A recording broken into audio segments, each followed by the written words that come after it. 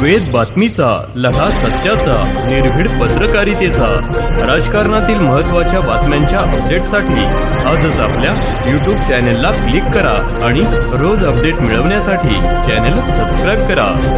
आपण पाहत आहात वेद बातमीचा. राज्याचे जलसंपदा मंत्री आणि अहिल्यानगरचे पालकमंत्री नामदार राधाकृष्ण विखे पाटील यांचा आवाज मॉर्फ करून बनावट ऑडिओ आणि व्हिडिओ सोशल मीडियावर प्रसारित केल्याप्रकरणी लोणी पोलिसांनी गुन्हा दाखल केला आहे.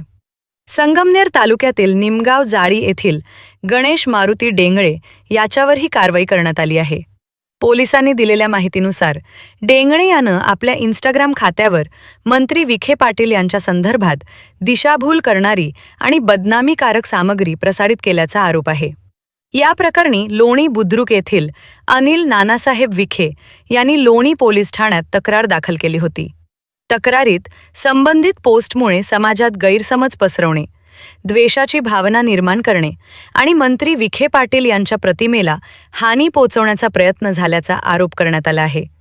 लोणी पोलिसांनी 24 जुलै 2026 रोजी गुन्हा क्रमांक 366/2026 दाखल केला असून भारतीय न्याय संहिता 2023 मधील विविध कलमान्वये गुन्हा नोंदवण्यात आला आहे. पुढील तपास सुरू आहे.